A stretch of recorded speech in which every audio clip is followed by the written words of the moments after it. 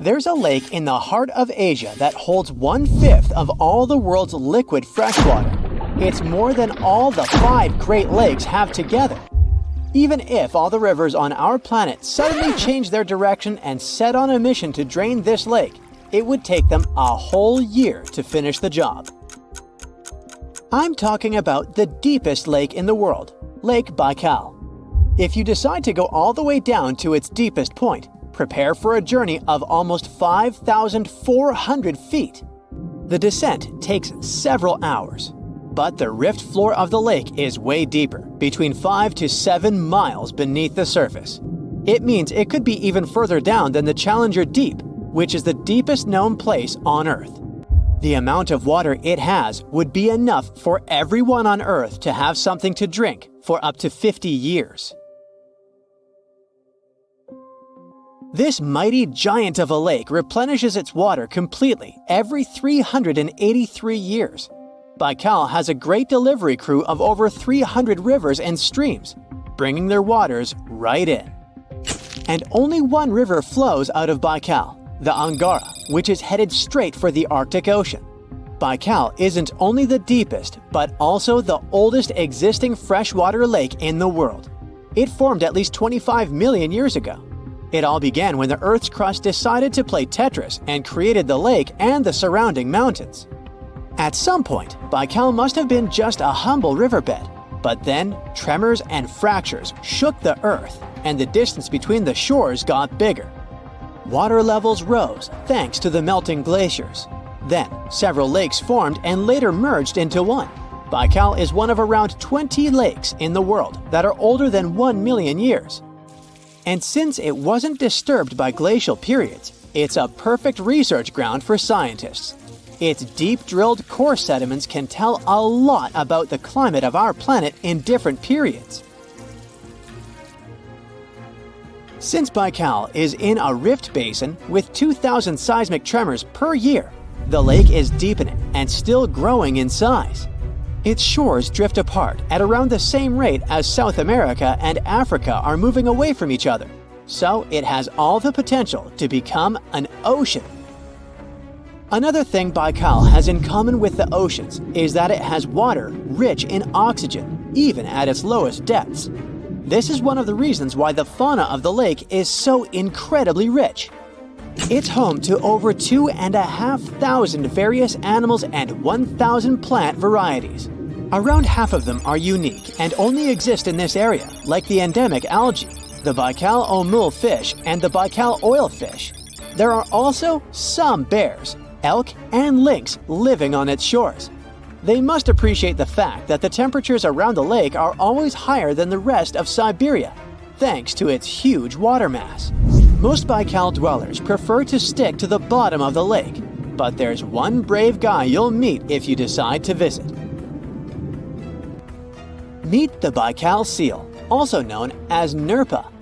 It's the only true freshwater seal in the world. Nerpa's eyes are so cute it nearly landed the part of Puss in Boots in Shrek. Nerpa in Boots sounds good to me.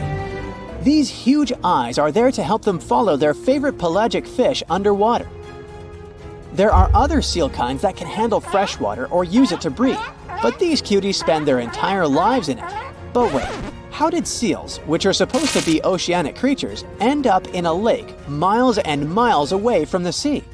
About 400,000 years ago, during the Pleistocene era, these adventurous creatures traveled up the river and drainage systems that connected Lake Baikal to the Arctic Ocean. The ringed seal that still lives in the Arctic is believed to be the Baikal seal's closest ancestor. Today, Baikal seals are confined to their freshwater home because of the changes in waterways. And they seem to be pretty happy with their home as they can choose from a huge variety of food to eat. The seals mostly hang out in the north and central areas of the lake, but move south in the winter. The lake gets covered with ice, which they use as a chill-out zone, just like their oceanic cousins use rocks or the beach. Since at least 1969, Lake Baikal has had some mysterious ice rings pop up randomly here and there. At some point, they got so big that the astronauts even spotted them from space. The rings usually appear in late April, but can be there in January or May. Scientists couldn't crack the code on how these rings form for a while. They had all sorts of theories, and the most popular involved methane gas bubbles from the lake's depths. But then, scientists noticed that some of the rings were in shallower waters, where gas emissions don't happen. So, an international team of scientists decided to solve the mystery. They traveled to Lake Baikal, drilled holes in the ice, and dropped sensors into the water. In 2016, when they started the research, they heard that 2 vans had gotten stuck in the mysterious ice rings. Once they had analyzed the data from the sensors, it turned out that the secret behind the rings was warm eddies flowing clockwise under its ice cover. The currents were less intense in the center of the eddies, so the ice above them was thicker at the edges. The waters of the lake are so clear that you can see some extremely deep parts up to over 130 feet down. This is thanks to the surrounding mountains that send off melting ice right in. Plankton that live in the lake also helps clean the floating debris. When this crystal clear water freezes, it forms an unusually thick and see-through layer of ice. The wind likes to play sculptor on Baikal and creates one-of-a-kind pieces of art here. It picks up water, which, of course, freezes into the most unusual designs. Frozen bubbles and icicles you've never seen before. The location and geography of the lakes and the cycles of melting and refreezing create the perfect conditions for this ice workshop. And you can even see rocks that seem to be floating. The bottom of the rock freezes to the surface of the ice. Then, the strong winds wear away the surroundings, leaving a perfect pedestal for the rock. If you think the floating rocks look eerie, how about Baikal's version of the Loch Ness Monster? The local Buryat people have a legend about the water dragon master that lives in the lake. A dragon is believed to be the most powerful creature living on Earth in Asian mythology. They believe there are 4 dragons living in the 4 seas, each responsible for one of the cardinal directions. Baikal is the North Sea in this story. The image of this dragon is supposedly etched in ancient petroglyphs on the cliffs of Baikal. There's also a hefty stone slab that looks like a monument dated back to somewhere between the 3rd and the 9th century BCE, depicting a mysterious water monster. Imagine the stories this stone could tell, echoing the whispers of a bygone era and leaving us to unravel the enigma of the Baikal cliffs. The legend says that a local warrior was chasing the dragon. He finally reached the largest Baikal island of Alkan.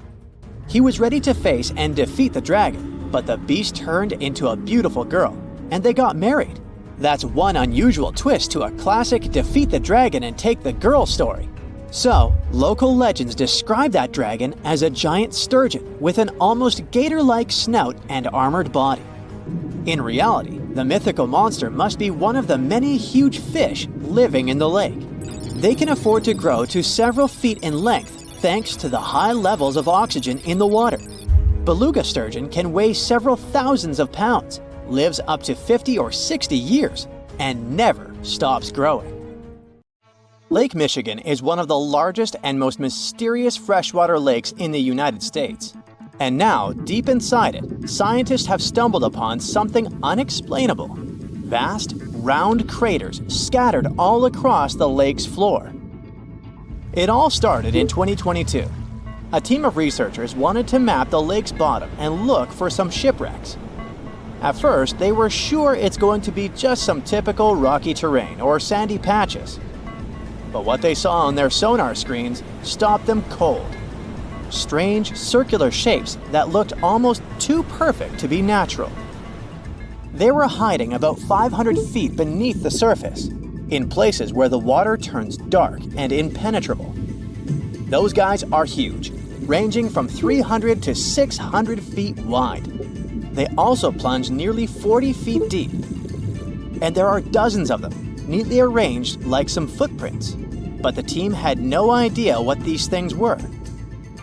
Then, in August 2024, the mystery only deepened.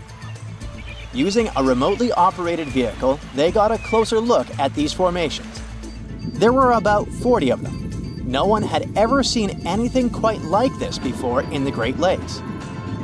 What could have created those craters? Could they be ancient? Perhaps remnants of some geological event lost to time? If that's the case, it's weird how long these holes have likely been sitting there, undisturbed. Theories started popping up. One possibility was that they could be sinkholes or dolines. Those are basically holes that suddenly appear in the ground when the surface layer collapses. The rock beneath the surface, often made of limestone, gets slowly dissolved by water over time, creating voids underground. When the surface of those voids can no longer hold its own weight, it caves in, and this forms a hole. Think of it like when you poke a straw through the lid of a drink. Sinkholes can be small dips or huge, spanning up to 2,000 feet. They can happen gradually or all at once. Sometimes they can swallow entire cars or even buildings. And Lake Michigan sits on limestone bedrock. It erodes pretty easily when water flows through it. Sinkholes like these have already been found in Lake Huron, and they look kinda similar. But there are some plot holes, no pun intended, with this theory. For example, it's wild how they all would be so huge. It's also weird and pretty rare for sinkholes to occur in a lake bed.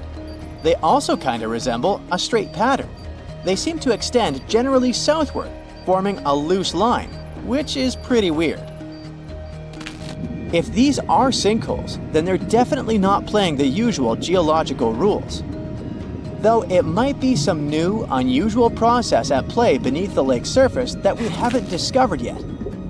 There's another theory though: glaciers. Glaciers are wild rivers of ice. They covered much of the Earth during the last ice age, and they're incredibly powerful. While they might move slowly, sometimes only a few inches per day, they have such immense weight that they can reshape entire landscapes over thousands of years. Glaciers can grind and scoop the land beneath them. They're basically like colossal bulldozers. Their weight, combined with the slow but steady movement, grounds down everything beneath them: rocks, soil, even bedrock. This can create deep gouges in the Earth's surface, called glacial troughs. During the last ice age, there were lots of glaciers all over the northern US, including the Great Lakes region. If they moved across what is now Lake Michigan, they could have carved out these deep holes. Glaciers often move in a pretty straight path. As they move, they cause terrain to erode, but the resulting erosion varies based on terrain. Sometimes there are places where the bedrock is softer or fractured, and these places are more easily carved and crushed by the glacier. That could explain why some holes could be bigger and deeper than others. Harder bedrock is less affected. But usually this leads to rounded, crescent-shaped depressions known as chatter marks. Those marks are more like grooves rather than circular, big craters like those in Lake Michigan. Once the glaciers melted, the Great Lakes themselves formed. If the craters were formed by them, they may have filled with water, becoming part of the Michigan Lake. Though this theory is more like a speculation, so we need more evidence. But there's another layer to this mystery. The craters are not just curious geological formations. They actually may hold valuable clues about early life on Earth. Parts of Lake Michigan, especially dark ones, are relatively low in oxygen. It's like a lighter version of deep ocean environments that often have very little of this element. For example, hydrothermal vents deep in the ocean, underwater openings in the Earth's crust with some hot, mineral-rich water that are often very low in oxygen. But some organisms love places like these. For example, opossum shrimp. Teeny tiny shrimp-like creatures that love cold, deep waters. They get their name because they have a pouch to carry their young until they're ready to be on their own, like an opossum. Or deep-water sculpin fish, small bottom-dwelling fish that also enjoys cold lakes. They're well adapted to living in dark waters and usually stay close to the lakebed. And weird organisms like invasive quagga mussels, which kinda look like shells. These are small freshwater mussels that have spread there to the Great Lakes. They attach themselves to hard surfaces and can cause problems for ecosystems by competing with native species for food and space. All these guys could be in Lake Michigan, and even more. There might be microbes or even bacteria that are specially adapted to these harsh conditions, just like it was in Lake Huron. There's only a handful of creatures that could survive deep within these craters, and studying them could give us insight into how life once flourished in Earth's ancient, oxygen-poor oceans. That's because it's in places similar to these where some of the earliest life forms thrived. Early Earth had an atmosphere with little oxygen, although it was much more hot, and ancient microbes adapted to this. The Great Lakes, especially Lake Michigan, have always had a bit of a ghostly reputation. Like even this mission was organized to study the shipwrecks. There were about 6,000 of them in the Great Lakes. Many of these wrecks are still sitting on the lakebeds, preserved by the cold, fresh waters. And shipwrecks aren't the only strange things tied to the Great Lakes. Over the years, there have been stories of unexplained disappearances. Boats and even planes have vanished without a trace. The lakes, often calm on the surface, can suddenly turn dangerous with unpredictable storms and massive waves, leading to these mysterious events. Not even mentioning all the creepy stuff people noticed there over the centuries, such as ghostly lights above water or bizarre weather patterns like eerie, sudden fogs that seem to appear out of nowhere. In 2007, they even discovered some prehistoric structure that looks like Stonehenge there. Well, it was way smaller, but still. It lay about 40 feet below the surface in the heart of Grand Traverse Bay, and it's speculated to be about 9,000 years old, way older than Stonehenge. Looks like this is a print of those who lived in the area thousands of years ago.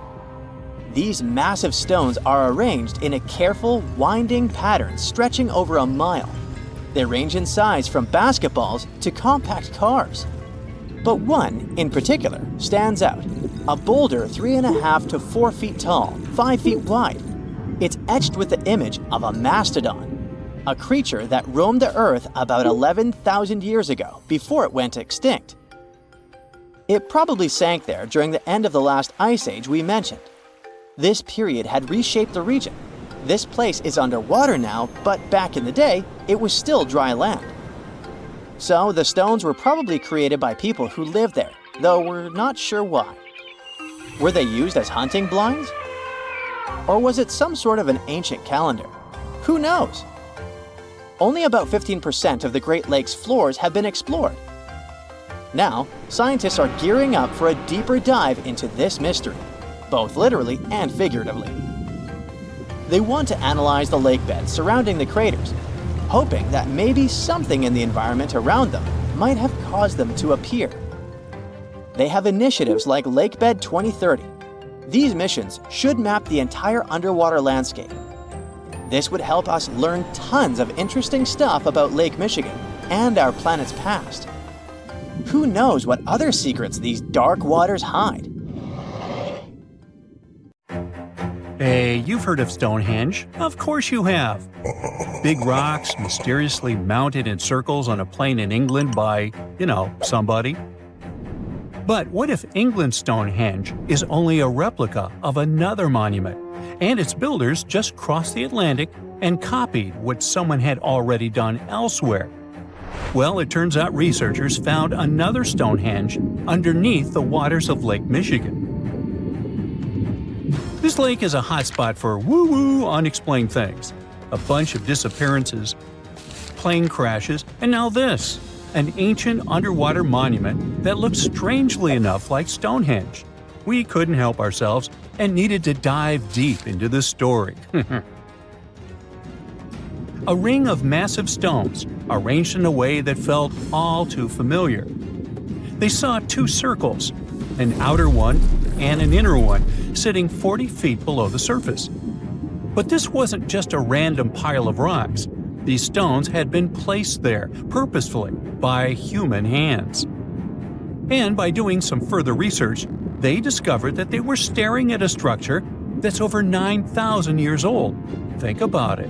This Stonehenge beneath Lake Michigan predates the pyramids. It predates Stonehenge itself by about 4,000 years. All of this information was enough to startle scientists at Northwestern Michigan University. But that was before they found this out. One of the stones had a carving, a faint but clear petroglyph of a mastodon. Mastodons kind of look like the ancestors to our modern-day elephants, but they have been extinct on planet Earth since 10,000 years ago. So, whoever built this underwater Stonehenge needed to be alive at the same time these creatures roamed our planet. This discovery raised many questions among scientists. I mean, why on earth would they go through all this trouble to lay rocks at the bottom of a lake? Well, first things first. Scientists believe that Lake Michigan had much less water back then than it does now. Second, it could have something to do with ancestral practices of First Nation people. There's one theory from a professor of the University of Michigan. He suggested that the stones formed a kind of prehistoric hunting trap. He believes that early hunters used the circular formation as a drive lane to herd large animals like the mastodons from the rock carvings we were just talking about. Once they got these huge animals into a tighter circle, they could be more easily hunted. But not everyone's convinced by this theory. Some believe the circle probably had a deeper spiritual purpose. According to local Native American tribes, like the Anishinaabe, stones are more than just rocks. They're living beings. They hold spiritual energy and represent a connection to the earth and all living creatures. An elder from the Anishinaabe community even suggested that these stones are sacred, placed there by their ancestors to honor the land and its creatures. Scientists are trying to study the stone formation in depth, like about 40 feet. But that's the problem, actually. The fact that it's underwater makes it super difficult, since they don't have the best technology. Traditional archaeological tools don't work as well when everything is submerged, but promising new technologies like stereophotogrammetry, which literally means making 3D models of a site, are helping scientists study the stone circle more closely. Still, research is slow and expensive, so it's hard to know when this mystery will come to a close. As we said, Lake Michigan is a hot spot for unexplained phenomena. Its lakebed is filled with shipwrecks, such as the Thomas Hume, a sturdy American schooner. It also collects debris from airplanes that have suddenly gone missing while flying the area, such as Northwest Airlines Flight 2501 that disappeared in the 1950s. Some people even call the area the Lake Michigan Triangle, suggesting paranormal activities like what happens in the Bermuda Triangle might be going on. The lake spans over 22,000 square miles, which means it's almost two-thirds the size of the country of Ireland. In 2024, scientists were able to access another one of Lake Michigan's mysteries, the wreck of the Margaret A. Muir schooner.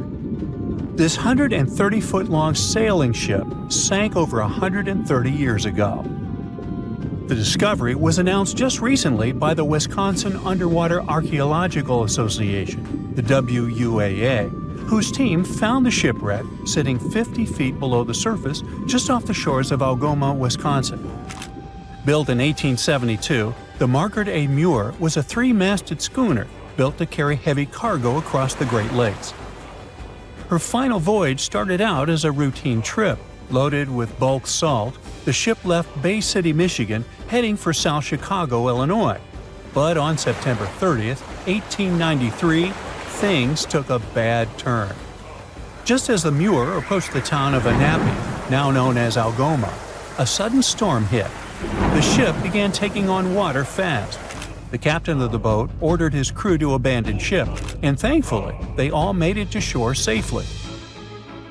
For more than a century, the wreck sat undisturbed on the lakebed, its location a mystery. But thanks to a combination of historical research and high-resolution sonar, WUAA searchers finally found her in May of last year.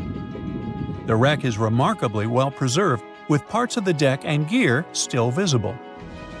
Well, just a few lakes over to the left, researchers uncovered another impressive thing. At the bottom of Lake Mendota, near Madison, Wisconsin, researchers found 11 ancient canoes. They believe the oldest of the canoes dates all the way back to 2500 BCE. Now, if you don't get why that's important, it's because you're thinking with today's head. If in a classic Midwest highway you see a bunch of pickups, then back in the ancient days you see only canoes. They were the main mode of transportation for indigenous cultures. They were used to fish in deep waters, trade goods, and travel long distances.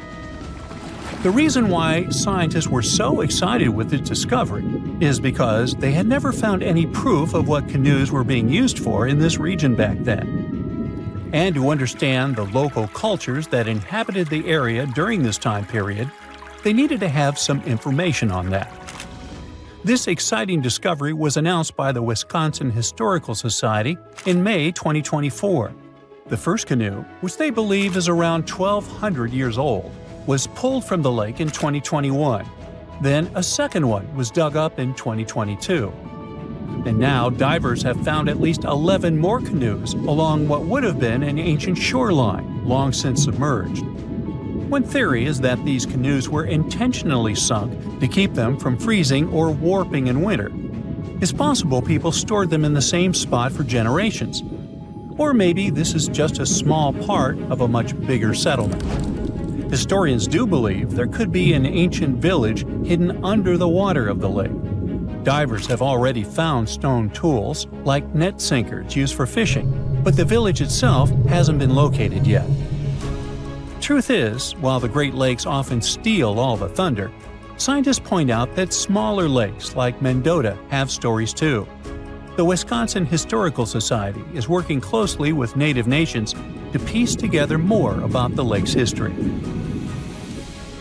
You'll need to believe me when I say there is a third Stonehenge, all the way under the waters of Lake Constance, Switzerland. I mean, think of it like Stonehenge's cousin. Archaeologists began to discover this back in 2015, when they found a line of 170 man-made stone cairns under the lake. Scientists say this was most likely the work of several villages, and that the cairn site was probably used for some collective purpose because, well, the formations are huge. Some of them are several dozen feet wide, and they can build up to 6 feet. The most amazing discovery so far is that the site dates back to around 5,500 years ago. So around the time the original Stonehenge was being built.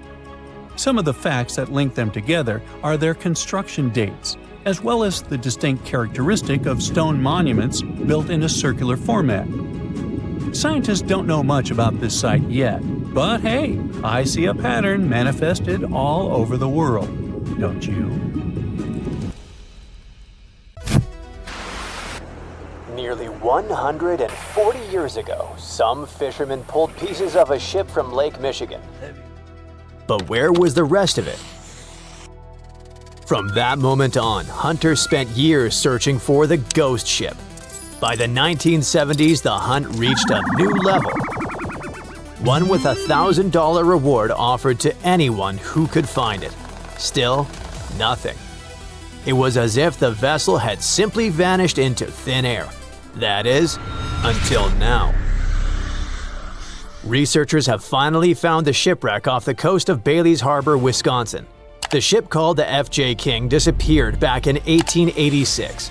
At that time, this 140-foot-long vessel had a very important job: transporting grain.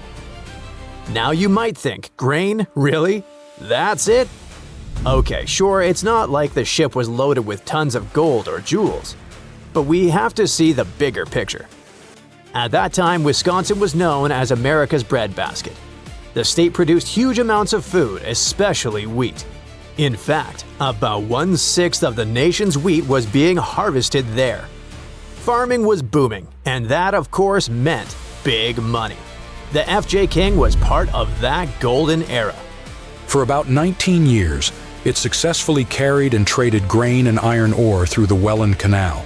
That is, until September 15, 1886.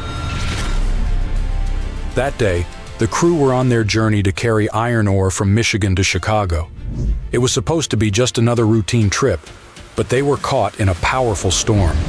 The conditions were brutal, with waves nearly 10 feet high. The crew fought desperately to get the water out and keep the ship afloat, but the waves were too strong. They kept coming, one after another. The men worked hard until they couldn't go on anymore. The waves were splitting the ship's seams. At this point, a catastrophe was inevitable. So Captain William Griffin gave the order, "Abandon ship." They had no choice but to get out. The men grabbed their belongings as fast as they could and climbed into the ship's small yawl boat. It was 2 in the morning. Everything around them was dark.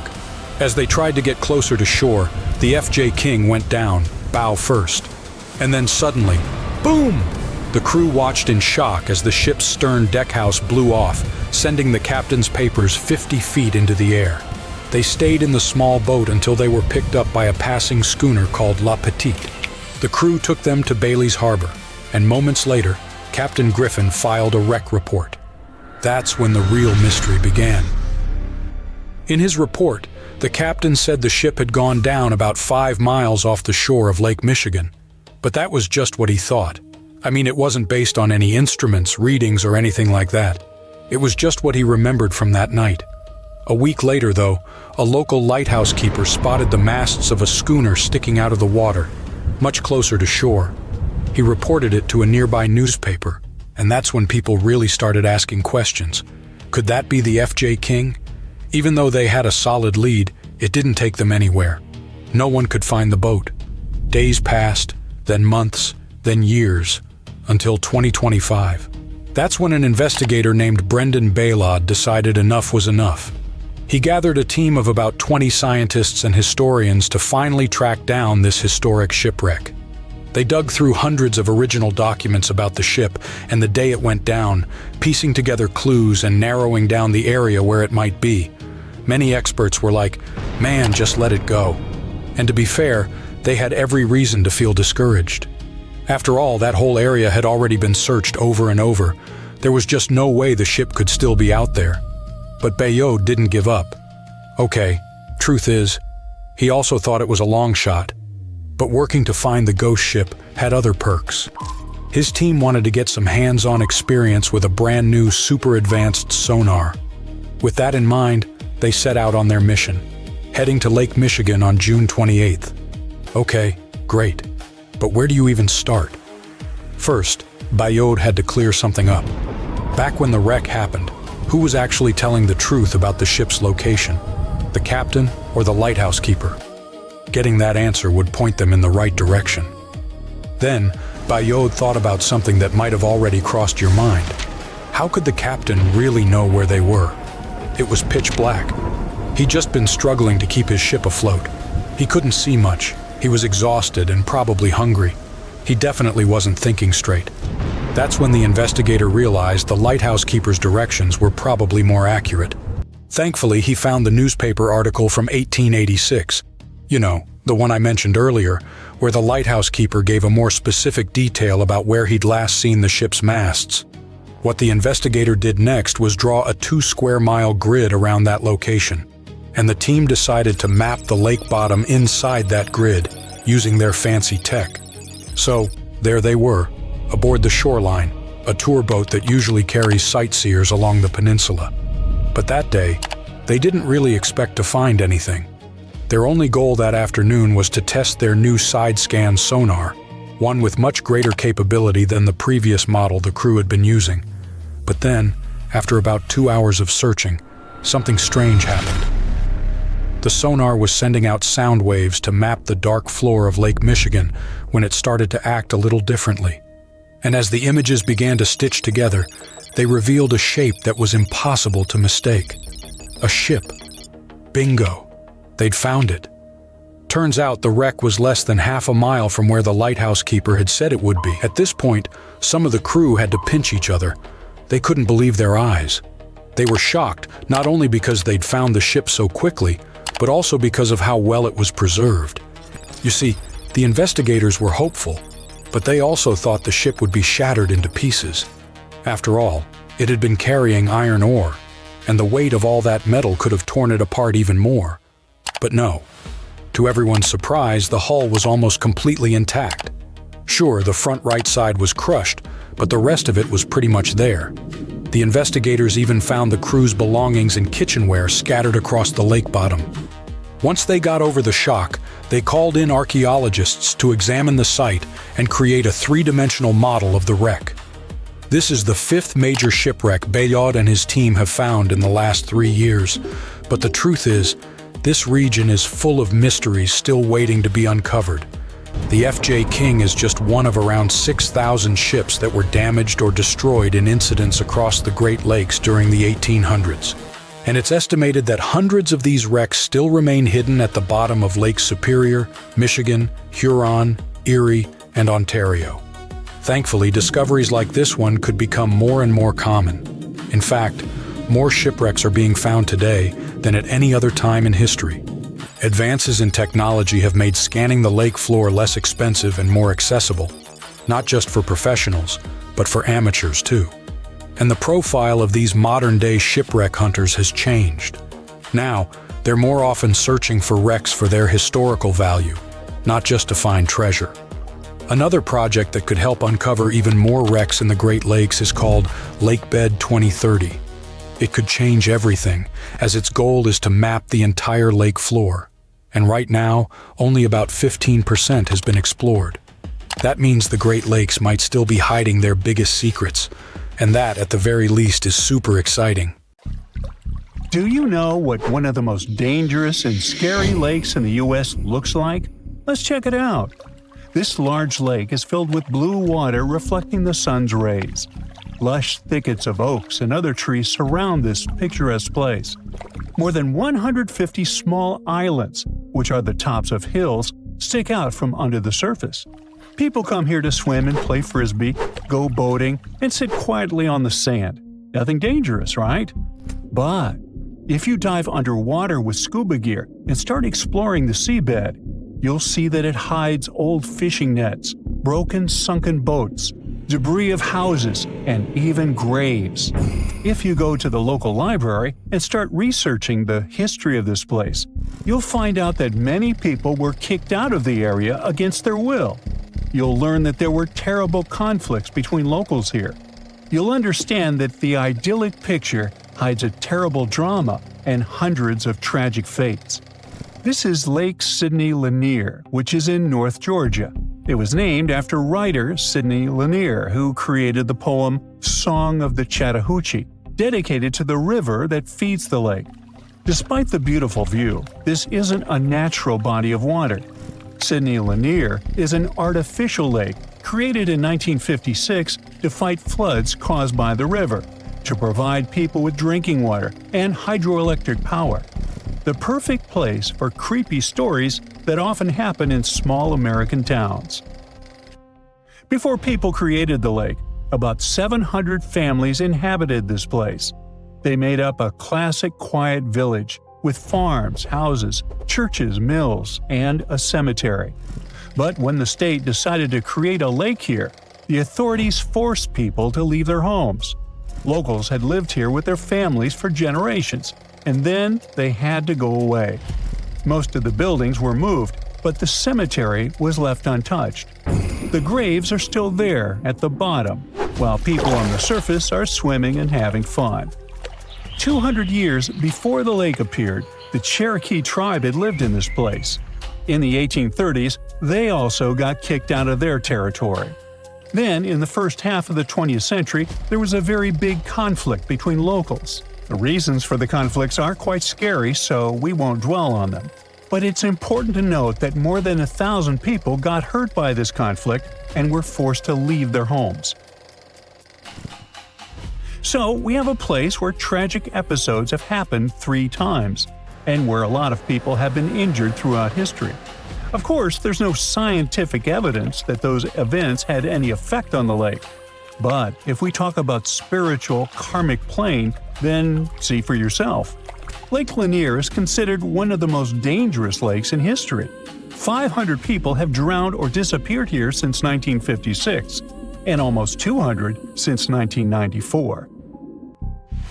About 11 million tourists visit the shores of the lake every year. About as many people visit the Louvre Museum in Paris.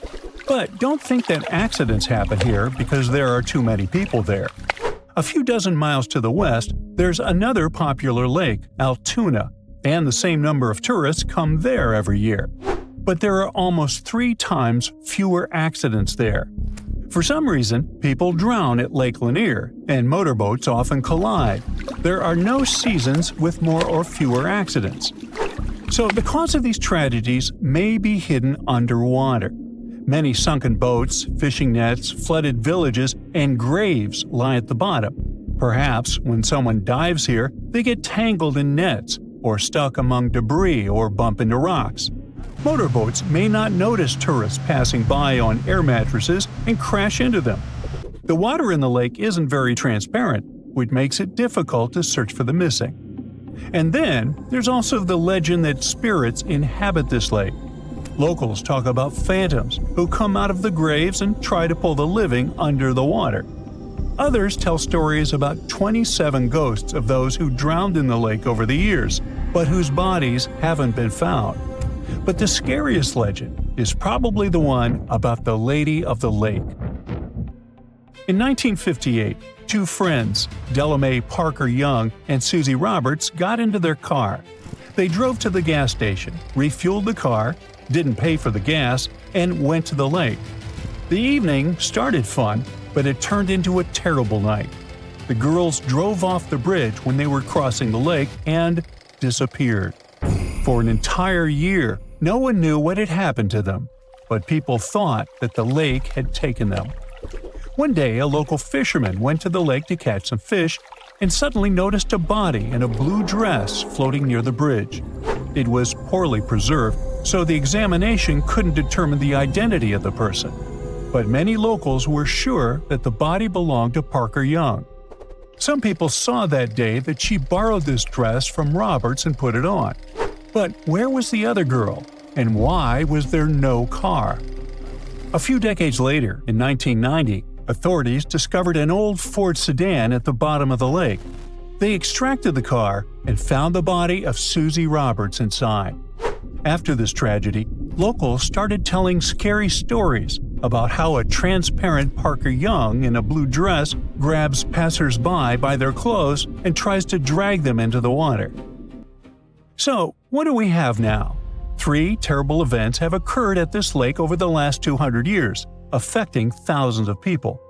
There's an old cemetery at the bottom of the lake, which the authorities decided not to move. 2 girls drowned there. At first glance, these events are not related to modern accidents. But honestly, we all feel and understand this connection inside. Places with such heavy energy and such a past may influence the present. Some skeptics will argue with this, but let's be honest, hardly anyone will buy a house when something terrible and tragic has happened. Today, Lake Lanier is more popular than ever. Millions of tourists, beautiful views, and picnics. Nothing suspicious, but you should still be careful. Just open the internet and read about the accidents happening there. Those missing people didn't expect their vacations to turn into a tragedy, so be very vigilant if you decide to come there. Now let's finish our video with something mysterious but more upbeat. How about the Vanishing Lake in Northern Ireland? You come there, swim, take cool pics, and decide to come back for a picnic with your friends. You come the next day with your homies, but hey, there's no lake. It's gone. Your friends are so angry. They come all their way there because of a silly prank. You feel like you're going crazy. Well, calm down. You're fine. There was a lake. In fact, it's still there. It just has a curious geological quirk. 3 streams fill this lake, but none of them can flow out. The lake fills up quickly, and then, when it reaches a certain point, it just flushes away, like the water in a toilet bowl. There are gaps at the bottom of the lake that are clogged with peat and debris. They act like bath plugs. But when there's too much water, these plugs fly out and the lake goes underground. So relax and come here another day when it's filling again. The road that leads to the lake is slightly raised off the ground so that people can walk along it. Previously, this road went underwater and reappeared. And don't be surprised if one night you see an old horse-drawn carriage on this road. It does look scary and creepy. Legend says that more than 100 years ago, a carriage with horses was crossing this lake when the water level was high. The carriage sank, and locals have been telling scary tales about the phantom ever since.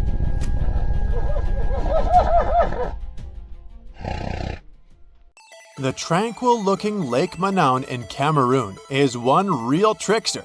At first, it may seem calm and peaceful, but this lake is like a fiery volcano waiting to erupt at any moment.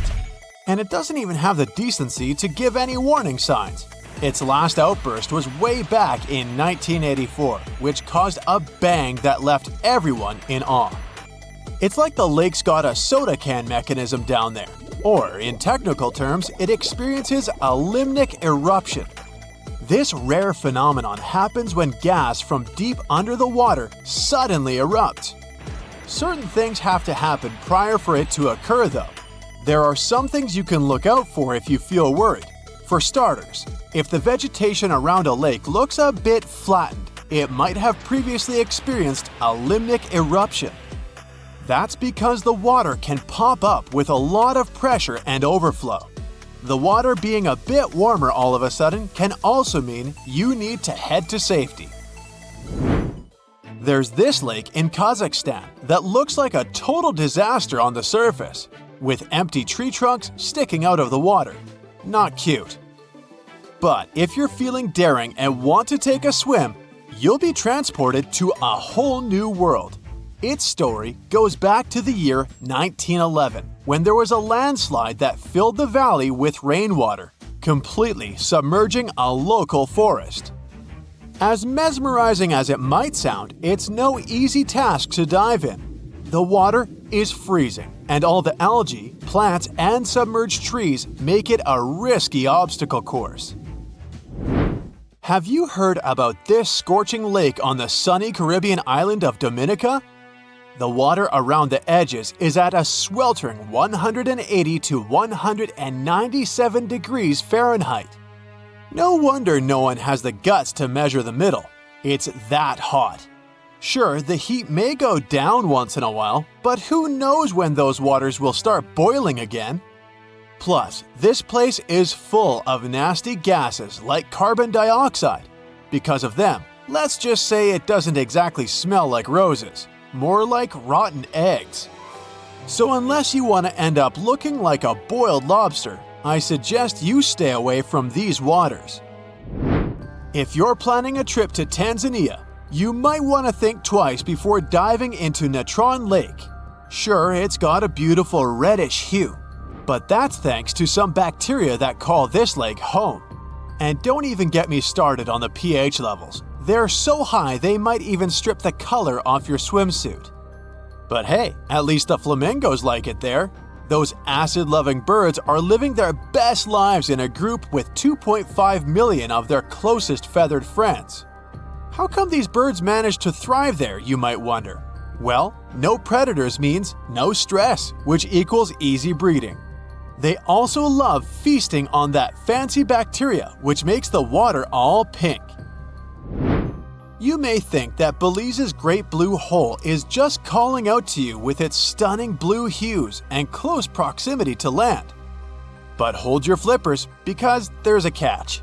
Sure, it's about 900 feet across and 300 feet deep, but lurking beneath the surface is a confusing patterns of tunnels filled with coral and wildlife. It's like finding your way through a maze at a theme park, but with more fish. And as if that wasn't tricky enough, the deeper you go, the fewer creatures you'll encounter. Why, you ask? Well, it turns out that there's a sneaky layer of hydrogen sulfide that covers the entire width of the hole, depriving any living creature of oxygen. Plan on heading to the Devil's Kettle waterfall in Minnesota? This one won't necessarily be dangerous for you, but you might end up losing some of your stuff out there if you don't pay attention. That's because this waterfall experiences a phenomenon that's a real head-scratcher for geologists.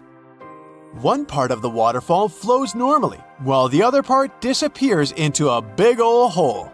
And get this, not even ping pong balls can make it out. Scientists decided to investigate, and they went all out, even using GPS trackers. Initially, they couldn't figure it out until they realized that the hole acts like a giant blender. That water is getting spun around so hard, it's basically obliterating everything in its path. They finally measured the water volume and saw that it was still there, so it was supposed to come back out somewhere. The most likely explanation is that the water is probably re-emerging in the stream located beneath the waterfall. You've surely heard of the Bermuda Triangle. I mean, that's old news. But let me tell you about the Pacific's very own watery trap called the Devil's Sea. It's like a game of hide and seek, but with ships. They disappear and we can never find them again. The Kayo Maru No. 5 was on a mission to investigate a volcanic island, but the trip ended up being just one way. Add a dash of detective work to the subject and you'll find out the whole story about the Devil's Sea is more myth and less fact, but it doesn't make it any less interesting. If you're still interested in some mysterious ship disappearance, then Lake Superior is the place you'll want to read about. Even the most skilled scuba divers can't find a single piece of all those lost vessels. The main character of this lake story was a ship called the SS Edmund Fitzgerald, the biggest one to sink in the Great Lakes. To this day, people aren't sure why it sank. So, you're planning a little swim in one of the Great Lakes, huh? Well, might want to steer clear of Lake Michigan, unless you're really into extreme water sports. This bad boy has a reputation for being the most dangerous of the bunch, thanks to some sneaky undercurrents that like to snatch unsuspecting swimmers. Make sure to watch out for those pesky piers and docks that only add to the lake's swimming difficulty. If you're feeling adventurous, you might want to skip the months of October or November. This is when the temperatures start to drop and the currents get extra wild. Tibet has its dangerous lake too, and at first glance, it's gorgeous. But don't get too excited. It's got a salt content so high that nothing can survive in it. Some villagers around there actually consider it to be tainted with some sort of substance. The cherry on top? Other locals believe there's a selfish creature living in the lake who's hogging up all the space for itself. No wonder its nickname is Darkness. No list of dangerous waters is complete without Lake Victoria, the big kahuna of African lakes and the third biggest in the whole wide world. But beware, not all its waters are safe for us humans. Some regions can be real troublemakers because this lake has its own personal climate. And what does that mean? Mostly that you can't trust the weather here one bit. You could be soaking up some sweet rays one second, and the next you're running from a torrential downpour. Unless you want to be caught swimming in a storm, steer clear of this moody lake. You might have already seen pictures of Lake Hillier. It's like a giant pool of grapefruit juice in Australia. Scientists have been scratching their heads over it for centuries because they still can't figure out with certainty why it's pink. But here's the kicker, it's not the only one. Yep, there's another pink lake out there called Lake Retba. Both of these lakes have super high salt content, which is apparently a magnet for some fancy microorganisms. These little guys produce beta-carotene, you know, the substance that's in carrots, and that's what gives these lakes their groovy colors. Interested in swimming in this lake? It's not technically dangerous because the water has such high amounts of salt in it. There are no scary sea creatures to worry about. But, on the other hand, you'll need to make sure you don't accidentally take a sip. Drinking highly salted water will make you dehydrate faster than a plant in the desert. For years, scientists have been struggling to explain bizarre sounds, some repeating, some heard only once, that come from the dark depths of the ocean. From bewildering hums to worrying bloops, the water transmits outlandish acoustic phenomena. One of these mysterious noises got named the upsweep. For the first time, this long train of sounds was registered in 1991 in the Pacific Ocean. One of the most unusual things about this signal is that it keeps changing, as if trying to confuse researchers even more. Like some unearthly howl, it varies from high to low frequencies and then back again, and you can hear it better in the spring and fall than in the winter and summer. Why the upsweep? It's simple. The sound travels from the bottom of the ocean towards its surface, as if sweeping up. Scientists do have a theory explaining this phenomenon: the activity of undersea volcanoes. Hot lava pouring into ice-cold ocean water could theoretically create such noises, but there's no proof found yet. Plus, the sound has been declining since 1991, even though it can still be detected. The bloop is the name given to an ultra-low frequency and incredibly powerful underwater sound that was recorded in 1997 by the U.S. National Oceanic and Atmospheric Administration. The bloop continued for approximately 1 minute. Having started from a low rumble, it gradually rose in frequency. It also kinda mimicked the noise created by marine animals, but its volume was so great that no living creature known to science could have made it. When the bloop occurred, underwater microphones managed to record it from a distance of 3,000 miles away. Rumor has it that the noise might have something to do with the fictional half-octopus monster Cthulhu, or some other colossal deep-water creature. But if you don't believe in monsters, science has another explanation: iceberg fracturing. The thing is that ice quakes recorded in the Scotia Sea resemble the mysterious bloop a bit too much for it to be a coincidence. The whistle resembles this annoying sound when a kettle of boiling water is telling you it's time to make a cup of tea. But even though it may not be as blood-curdling as some other bizarre ocean sounds, it doesn't make it any less mysterious. Plus, the whistle is very elusive. In 1997, only one underwater microphone was able to pick it up, and therefore, researchers didn't manage to pinpoint the source of the noise. The most likely cause of the sound is an eruption of one of the submarine volcanoes. Have you ever heard of Julia? No, not your neighbor. I'm talking about this otherworldly sound. Listen to it. It was recorded in 1999 by the U.S. National Oceanic and Atmospheric Administration. The source of the sound was most likely a large iceberg that ran aground somewhere in Antarctica. The sound was so loud that it was heard over a huge territory, and its duration was about 2 minutes and 43 seconds. Slow down. That's the name given to a sound recorded in 1997 in the equatorial Pacific Ocean.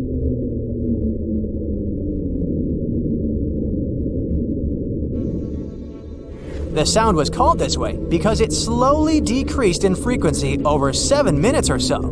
It's been picked out a few more times since it was recorded for the first time. The source of the sound isn't very mysterious. Most likely, it was produced by a massive iceberg that became grounded in Antarctica, or it was caused by moving ice. By that, I mean the friction produced by a large ice sheet moving over land. The loneliest whale sound is often called the 52 Hz whale because the animal that creates it calls at a unique for these creatures frequency. When you listen to this sound, it sounds like a low bass note. At the same time, it's much higher than the normal frequency of the whale call, which rings between 10 and 40 Hz. Interestingly, scientists have been listening to the world's loneliest whale for decades, but haven't managed to figure out its precise location. Nobody knows whether the mammal is male or female, what species it is, or if the animal is still alive. After all, for the last time, its call was recorded in 2004. Earth-shaking booming sounds have been reverberating off some parts of North Carolina for more than 150 years. Called Seneca guns, they're most often heard near the coast. The sounds are so powerful that they often rattle window panes and sometimes vibrate entire buildings. They can last from 1 to almost 10 seconds. Even though scientists haven't cracked this mystery yet, there are some theories. They range from earthquakes to severe distant storms and quarry blasts. But even though the ground trembles every time the phenomenon occurs, no seismic activity coincides with these events. So far, scientists have come to the conclusion that the mysterious sounds happen in the atmosphere, not on or under the surface of our planet. If this theory is true, bolides might be the answer. These extremely bright meteors often explode once they enter Earth's atmosphere. Or Seneca guns might be born in the ocean. Sometimes, when enormous waves collide far away from the shore, you can hear it, even if you're nowhere near the coast. Seneca guns are a type of skyquakes. You don't need to travel to a particular part of the world to hear one of those. Mysterious sonic booms ramble from the sky everywhere, from the US to India and Japan. Just like Seneca guns, this sound phenomenon occurs mostly near the coast or a big body of water. Rattling glassware and windows in the nearby houses, skyquakes could be connected with ultra-fast airplanes breaking the sound barrier. But people started hearing the first skyquakes in 1824. The theories trying to explain this phenomenon include sand dunes shifting, meteors entering the atmosphere, distant volcanoes erupting, Earth's crust cracking during earthquakes, and even gas bursting out of underground vents in the sea or lake bottom.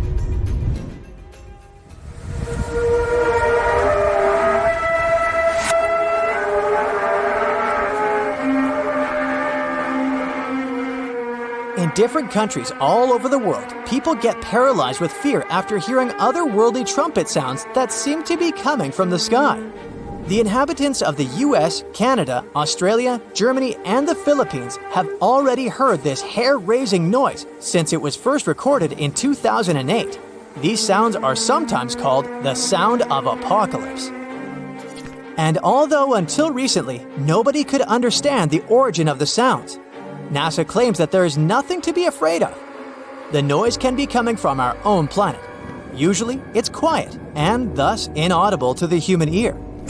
But when it gets louder, the outcome is the very trumpet sounds that scare people all over the world. Bristol hum started in the 1970s when hundreds of Bristol inhabitants began to talk about a bizarre noise audible only at night. The noise was a low-level hum, and nobody could identify or trace the source of the sound. But the strangest thing about the noise was that one day, it stopped as abruptly as it started.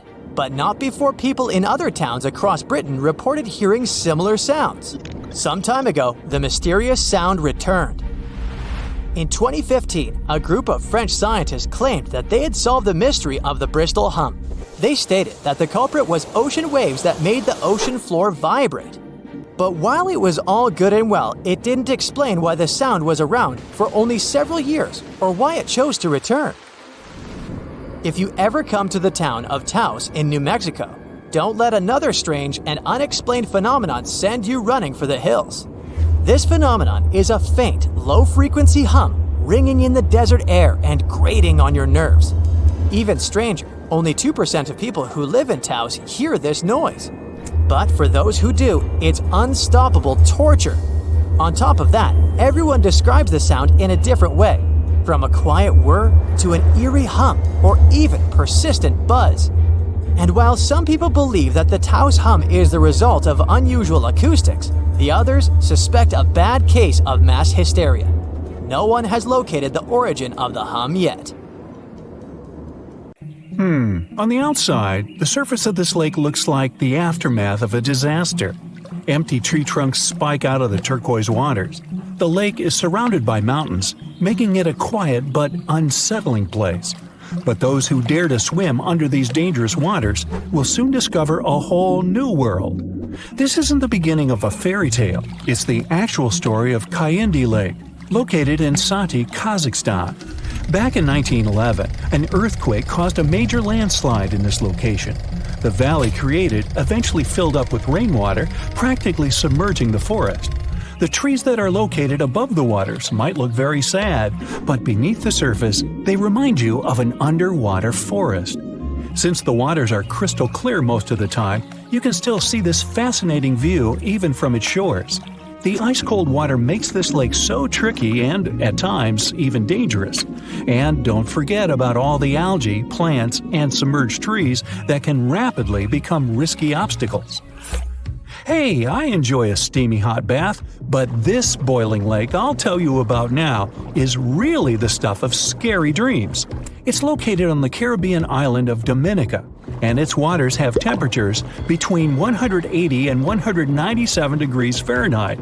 And that's just around the edges, since no one has ever dared to reach the middle of the lake to measure its core temperature. It's true that the heat can go down from time to time, but you never know when these waters may start to boil again. The place is also dangerous because of the gases it releases, such as carbon dioxide. It doesn't smell nice, trust me, but that's mostly because of the sulfur stuck in the steamy air. This seemingly calm lake also carries a dangerous surprise. Lake Manan, located in West Province, Cameroon. It's one of the few erupting lakes on the whole planet, similar to a volcano, and most of the time it does so without any warnings. Its last eruption dates back to 1894, when it caused serious damage. The chemical mechanism of such lakes works like a can of soda that you shake before opening. There are risky gases on the bottom of the waters, so any disturbance on the surface may trigger their eruption. Natron Lake in Tanzania may be beautiful to watch because of its unique reddish coloring, but it's definitely not a place you'd want to take a swim in. While the water is extremely salty, it also combines with algae, which, by the way, are responsible for the coloring. And that's not even the riskiest thing about it. Natron Lake has pH levels so high that they become corrosive. If you dampen a piece of dyed material in this lake, it'll soon be stripped of its color. These high levels of acidity can also cause serious problems to the human skin. It's not all bad for some creatures, as Lake Natron is the only home to over 2.5 million small flamingos. These acidic and brackish waters support their survival, so it's no wonder they like to stick around. Lake Nicaragua's danger factor has less to do with chemistry and more to do with its inhabitants. It's located on the border of Costa Rica and Nicaragua and is the largest freshwater lake in Central America. When you first look at it, you won't think it can be dangerous, but because of the bull sharks inhabiting it, I wouldn't recommend taking a swim. Sharks tend to be unpredictable and at times intimidating creatures. Plus, they will eat everything if needed. Scientists initially believed this species of shark was only found in this lake, but they soon discovered that people had seen the same sharks in the Caribbean Sea. These astonishing creatures not only cross a distance of over 120 miles to get here, but can also adapt to freshwater, something not all fish can do. Belize's Great Blue Hole may seem alluring to divers. I mean, it has a gorgeous deep blue color and is pretty close to the mainland, about 62 miles. The problem is that beneath the surface of these tranquil waters is a mixed-up series of tunnels which contain many types of coral and other wildlife. These caves are what makes diving through the Great Blue Hole tricky. More so, specialists discovered that deeper into the waters there are fewer and fewer creatures. Why? Because of a hidden layer of hydrogen sulfide that spans over the whole width of the sinkhole. Since there's no oxygen, no creature can ever survive this deep into the hole. Lake Lanier is the largest lake in the state of Georgia. It has a lot of visitors each year, about 11 million, so that's about the same number as visiting the Louvre Museum in Paris. Despite its popularity, a lot of accidents happen on this lake, and nobody knows for sure why. One of the explanations may lie beneath the surface of this mysterious lake. There's a lot of debris and rubble in there, along with random objects that have been tossed in, like boats, lawn chairs, and even fishing wire. All this creates a tricky underwater obstacle course. With the added low visibility on the surface of the lake, this place can become risky to navigate. Another one of those lakes that looks like someone might have overdone with editing is the Grand Prismatic Spring, located in Yellowstone National Park, which stretches into the states of Wyoming, Montana, and Idaho. Swimming here is completely prohibited. Why? It's 189 degrees Fahrenheit in the center, almost close to boiling temperatures, and the outermost ring reaches around 131, hence the colors. Since the center of the water is way too hot for any life to make it, there's nothing clouding the surface. The lack of any living organisms here creates that vivid blue that looks almost painted over. On the small Mediterranean island of Cyprus, there's not a lot of rain during the summer. That's why some bodies of water here become so dry that in certain areas they get covered in a layer of baked salt. It's the case for the Larnaca Salt Lake. Now don't be fooled by the eerie landscape. These lands can easily become a trap. That's because it's easy to get confused about what's actually a dry surface and what's just a thin layer of salt on top of water or mud. More so, underneath the crust are salt crystals, which can cause problems for people's skin. Sameesan Hole is one of the most dangerous places to swim in the whole of Thailand. It's because it's very deep, reaching 280 feet, and gets extremely dark. At certain points, as divers get lower, they can even reach places with zero visibility. No wonder a lot of people get confused and can't seem to find their way up anymore. The largest lake in Africa and the third largest lake in the entire world is called Lake Victoria. Not all of its waters are unsafe for people, but some regions can rapidly cause problems. Why? Particularly because it has its own isolated weather system, and that makes the weather really unreliable. It can go from bright and sunny to terrible in a matter of seconds. I mean, who would want to get caught swimming in the middle of a storm, right? Pustoye Lake is located in Siberia, so I'm guessing I don't need to tell you the waters here get extremely cold. But if you look at the lake, there's nothing out of the ordinary with these waters. Is that completely true? Most likely not. And people tend to avoid swimming here at all costs, even if they can resist the freezing cold waters. So, what makes Lake Pustoye so mysterious and dangerous? Well, nothing seems to want to live here, and scientists have yet to discover why. They tried to fill the lake with many types of fish and various plant species to see if they could survive in the waters, but the results were disappointing. Since we don't know exactly what makes it so difficult to survive here, don't go running for your swimming trunks just yet. It's best if you stay away. Hey, you don't have to tell me twice. If you think about the most dangerous lake in the world, what comes to your mind? A lake full of monsters like Loch Ness? A lake with a portal to another dimension?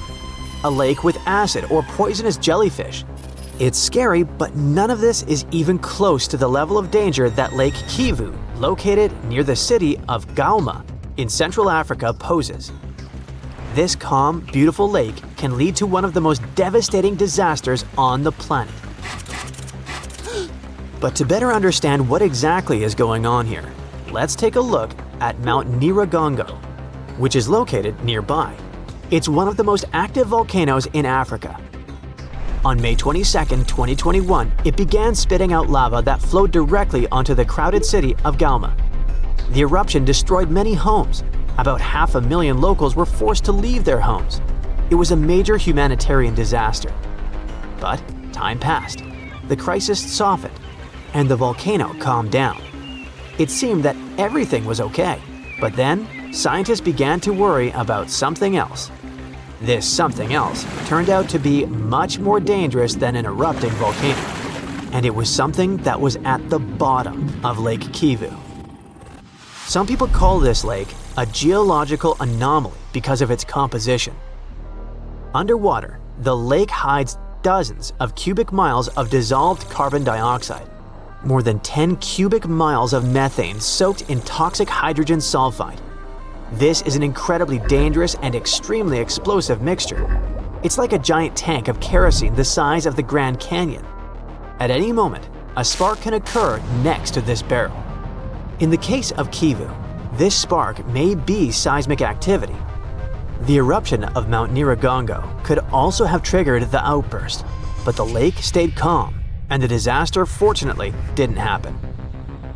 Let's make a small digression. You probably know what greenhouse gases are. These are water vapor, methane, carbon dioxide, nitrous oxide, and others. They stay in the atmosphere, retaining heat coming from the sun. This is something like a glass greenhouse that lets in sunlight, but doesn't allow plants, fruits, and vegetables to heat up. The sun sends a huge amount of heat to our planet. Such energy would burn Earth if it didn't have greenhouse gases. They let the heat pass, but only in a certain amount needed to maintain life. It's difficult to imagine how many greenhouse gases are in the atmosphere, and all these gases come up from below, from the surface of our planet. Now, let's go back to our lake. Scientists say that Kivu holds an amount of gas equal to approximately 5% of the annual greenhouse gas emissions into the atmosphere. And while these gases help us in the atmosphere, they are dangerous for humans. If they escape from the lake, they will fill the entire surrounding valley. Millions of people, animals, birds, almost all living creatures are at risk. Scientists studying this issue have stated that the Kivu Lake disaster can lead to one of the worst natural humanitarian crises in history. Now, don't panic. Let's find out how we can stop the disaster. Greenhouse gas emissions from the bottom of a lake are a rare geological phenomenon called a limnic eruption. What is it, and how does it differ from a regular volcanic eruption? In some tectonically active regions, volcanic gases seep upward from the depths of our planet. Sometimes they come across some water on their way. In our case, this water is Lake Kivu. This lake is deep, and the water at its bottom and at the surface doesn't mix with seasonal temperature changes. Well, you know how hot air always rises? It's the same with water. When the water is warm at the top and cold at the bottom in summer, it hardly moves. But with the onset of cold weather, the water becomes colder and denser, and winds help mix it up. But in the case of Lake Kivu, there's no such mixing, and the gas coming from the bowels of Earth accumulates at the cold bottom. Besides, the water above is pressing on it with its mass. As a result, gases coming from below accumulate there and cannot escape because of the water pressure. It's like they're capped with a cork. At some point, these gases can explode and fly upward like bubbles in soda. If you shake a closed soda can and then pop it open, the liquid will splash out in a fountain. Any seismic activity can affect Lake Kivu in a similar way. If something relieves that water pressure, the gases can escape too. A landslide, volcanic eruption, earthquake, drought, all this can disrupt the structure of the lake, and then the fragile balance will break and trigger a catastrophe. So now you know how one of the rarest natural phenomena on Earth works. Fortunately, the lake is stable at the moment and there's no sign of trouble, but the danger remains. So what should we do? Should we accept the fact that toxic gases can fill everything around us at any moment? Fortunately, there's a solution to this problem. All these gases can be extracted. Some smooth pumping can neutralize the threat. No rush, just a slow, calm extraction. And it's already happening. Companies pump methane from the depths of the lake and burn it to generate electricity. It's a valuable natural resource. According to estimates, the lake contains $42 billion worth of methane. So the problem is already being solved. Is it? Many people disagree. On one hand, locals plan to increase electricity production several times, so there will be more work at methane extraction sites. On the other hand, human interference can destroy the lake's structure and trigger the release of all these gases at any moment. So what's the right thing to do? We need to look at other examples. This lake isn't unique, it's just one of the largest. There are also dangerous lakes in Cameroon and in Italy. In 1986, a limnic eruption occurred in Lake Nyos in Cameroon. A huge amount of carbon dioxide poisoned the air. It was a terrible disaster, after which people launched a project that could prevent similar events from happening again. In 2001, a team of French engineers lowered a pipe to the bottom of the lake and started pumping gas-filled water, which created a fountain of carbon dioxide. Such a miniature eruption was completely under control. In 2011, scientists added 2 more pipes, and by 2019, Lake Nyos was almost completely free of dissolved carbon dioxide. It seems that the Kivu issue is solved. Yes, it's much larger and contains much more natural gas. But what's the problem with installing numerous pipes there? In fact, everything is much more complicated.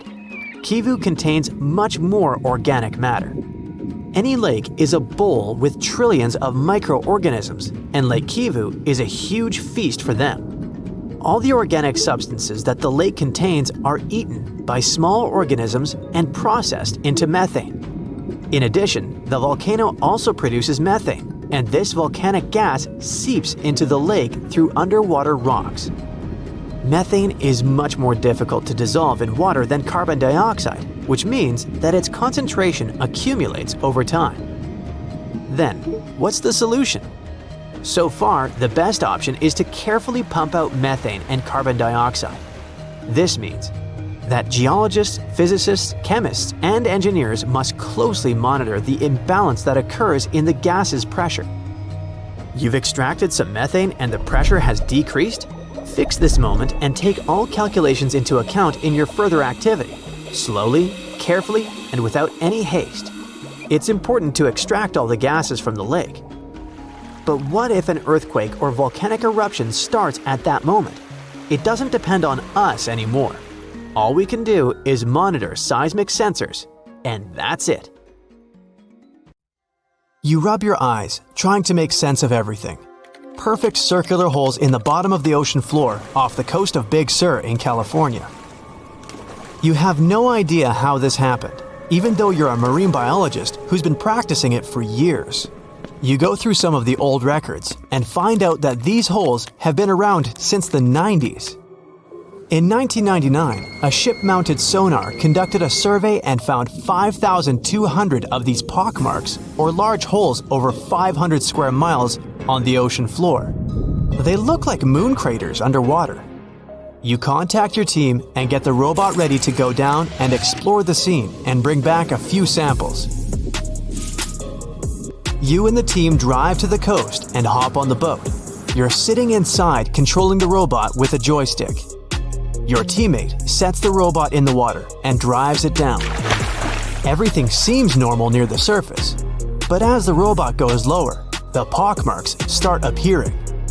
A bunch of boats swift past you, making you lose your balance and focus. The robot turns on the flashlight so you can see better. But as it goes lower, the resolution is less crisp. It almost reaches the bottom, and the holes are smooth and nearly perfect circular shapes. Some of these holes that were visible in the sonar reading measure more than 30 feet across and 15 feet deep. You show the rest of your teammates the images, and they're shocked. The robot continues swimming, but there appear to be more holes all around. Many of them are too small for the scanner to capture from above. These microdepressions are steep and have sort of tails going in a certain direction. It's possible that the currents underwater played a role in their shape. Everywhere the robot swims, there are new holes all around. After a couple of hours, the robot goes back to the boat with some samples. You take them back to the lab and study them. The robot clearly captures images of human trash, but the samples don't indicate anything alarming for now. Despite the fact that 1/3 of the pockets are filled with trash, there's still no explanation of how they were formed. It's late at night and the rest of your team heads back home. You're passing out in the lab, still trying to find some answers. You wake up the next day, and while cooking breakfast, you get this idea that maybe these holes are gases venting out, which could be harmful to marine life. You quickly get the robot and sail out to the ocean once more. This time, you didn't even think about calling your teammates. You place the robot in the water and get behind the screen to control it. The robot descends to the bottom of the ocean and does a survey. So far, the holes still seem to be covered with trash. But some of the holes have marine life dwelling inside, like fish and seaweed.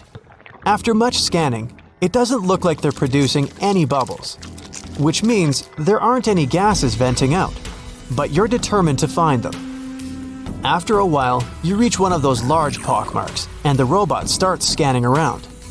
You find some bubbles coming from a source, but the robot can't reach it. It swims around trying to find a spot, but nothing. You bring the robot back to the lab and work on it.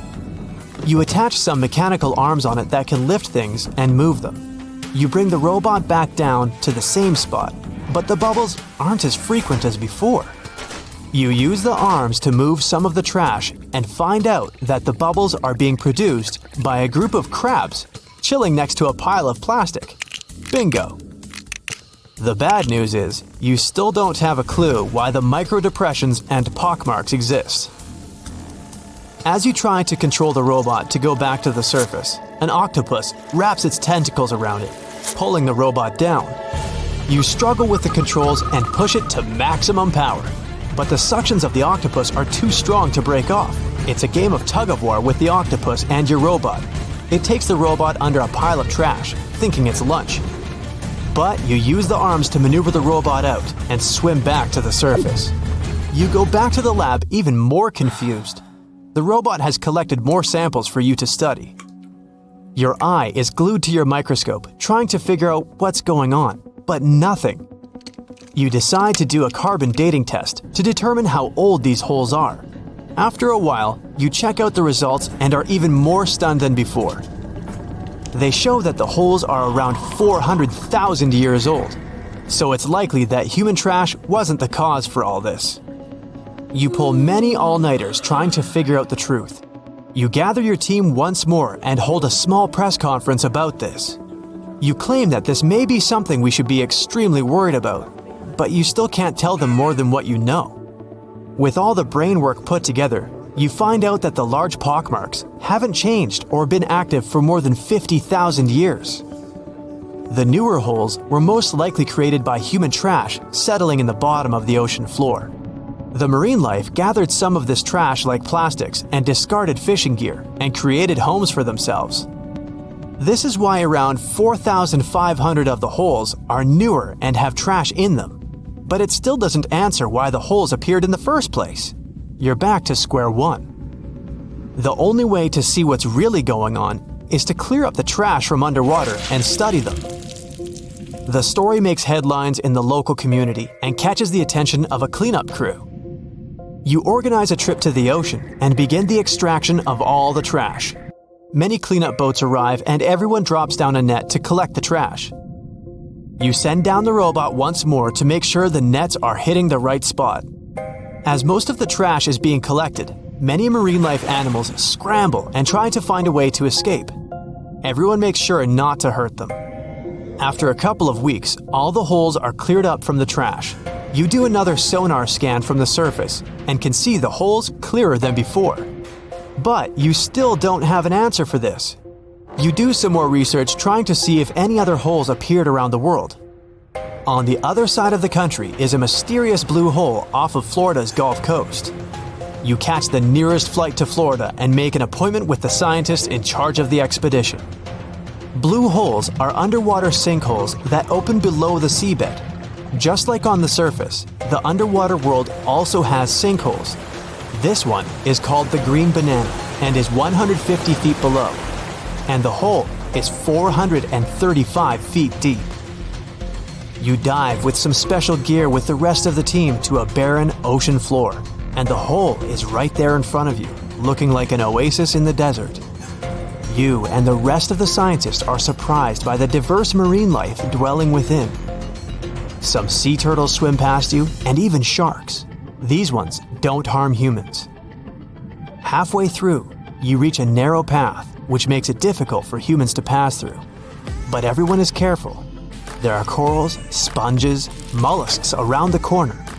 You collect some samples and go back to the lab.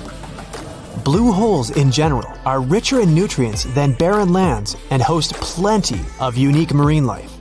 They're quite common and don't pose any sort of threat to anyone. After making the connections, you don't think the holes off the coast of California have anything to do with blue holes. The mystery goes on. Boom! This word isn't nearly enough to illustrate the explosion, the most powerful one you've ever seen. And what's most important, it's a lake that's just blown up. Hey, all you wanted to do is light up some fireworks in this picturesque place. But you must have totally missed the danger strictly no fire warning sign along the way. And now, the wall of fuming water is quickly closing in on you. But first, let's rewind to the beginning of the whole thing. You're in Alberta, Canada, and have just arrived to Abraham Lake for a hike of your life. The lake is frozen, and the view is awesome. Those bubbles under the ice look like hundreds of frozen jellyfish. In reality, they're made of methane, a toxic and highly flammable gas produced by bacteria living on the bottom of the lake. That's why the sign is there. If you so much as light a match on this ice, it might set the whole thing on fire. Luckily, you've taken note of it on the way here and put away the fireworks you wanted to light up. Another place, another time. Another lake. This one's not frozen. In fact, it probably hasn't seen a winter since the last ice age. We're in Cameroon now, and the place is called Lake Nyos. It looks peaceful, but make no mistake, its orange-brown waters hide a deadly secret. The lake rests atop a highly volatile area, and the fissures in its bottom let out massive amounts of carbon dioxide. When the ground shifts, this gas spills out of the lake and flows miles around it. The concentrations are so high that one breath of it would make you faint, and you'd have zero chance of waking up. You get the picture. But the most sinister thing about it is that the CO2 doesn't have a smell or color, so you wouldn't even see it coming. Local authorities have set up a system of pipes that drains the gas from the lake, making it relatively safe for people and animals in the vicinity. And another toxic lake, Kivu, on the border of Congo and Rwanda, has even been made to provide energy for millions of people thanks to its gases. While we're in Africa, the Danakil Depression in Ethiopia is also worth a blood-curdling visit. Dubbed the hottest place on Earth, it sure lives up to its name. The ravine is peppered with extremely hot springs, toxic acid ponds, and active volcanoes. The landscape is surreal, to say the least, and is probably the only inhabited place on Earth where no life can exist. The Afar people live here all year round and gather salt around the springs for trade, while scientists couldn't find any evidence of microbial life in those.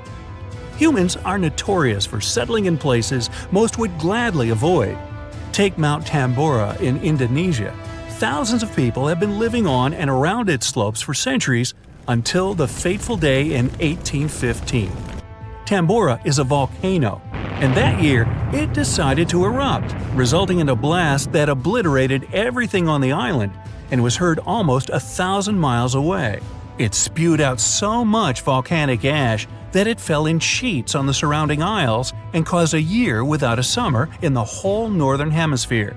It was the most powerful eruption in the last 10,000 years, and Mount Tambora became as much as 5,000 feet lower after it. But back to our time. There's an island you won't be allowed to visit, but I bet you wouldn't want to anyway. The Snake Island in Brazil is home to thousands of snakes, as its name implies. The moment you step on its soil, you're in grave danger of being bitten by a viper. The island is also the only place you can meet a golden lancehead viper, the encounter of a lifetime, literally. This place is so dangerous that Brazil has banned tourists and any other visitors from it unconditionally. Okay, gotta go. Now, get your warmest clothes on and don't forget a fur face mask. We're going to Omayak in Russia.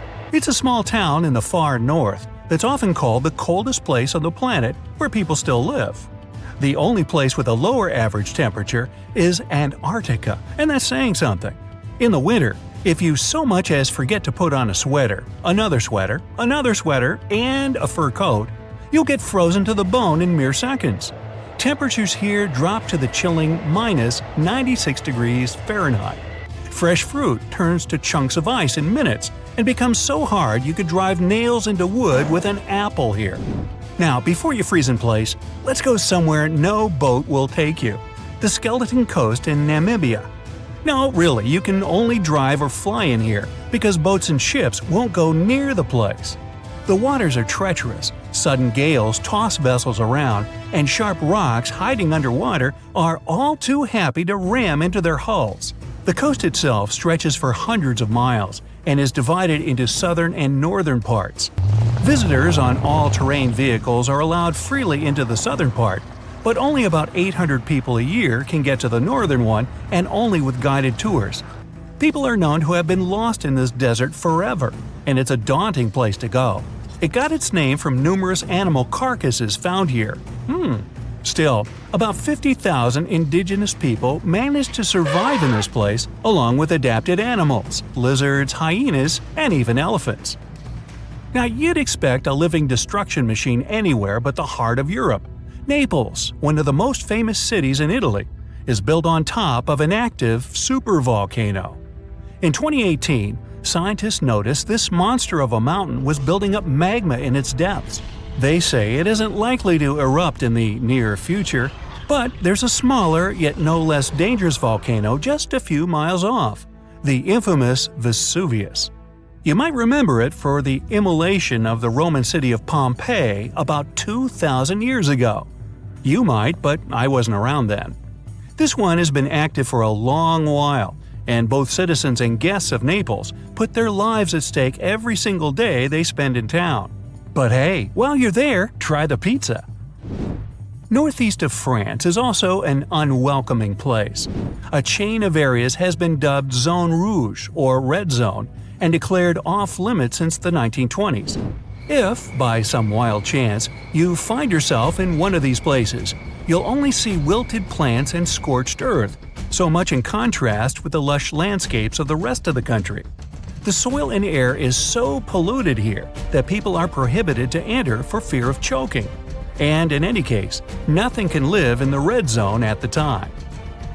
There's an inhabited island in Japan that was once closed for air travel for 8 years. Miyakijima is basically a volcano on whose slopes people live. It has been erupting roughly every 20 years, and the latest eruption was in 2000. The volcano doesn't normally spill lava, but instead it throws out enormous clouds of toxic sulfuric gases. Hey, don't forget your mask. Speaking of which, at the peak of its activity, residents of the island had to wear gas masks at all times, and even years after the eruption, they took those masks with them just in case. Hey, I can relate. Not far from where we've just been, in Kamchatka region of Russia, there's an incredibly beautiful valley in which you don't want to stay for too long.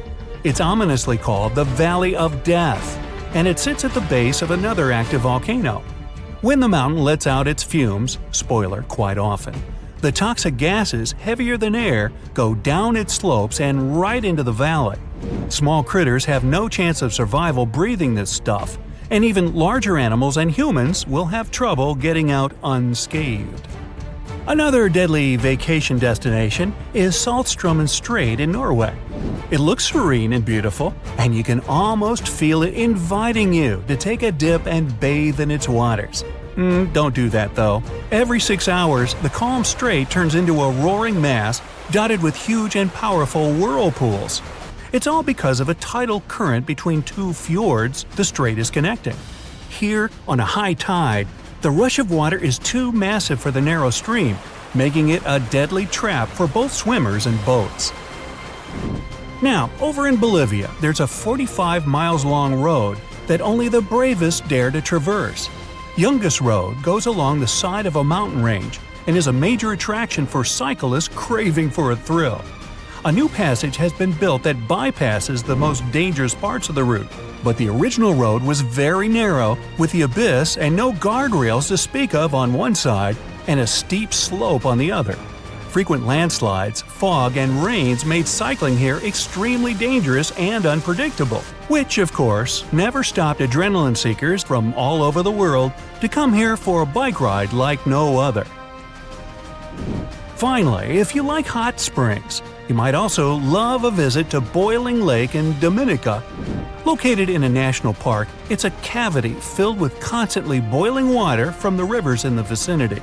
It's kept hot by the extremely hot springs of toxic gas, and the fumes above the surface are also toxic.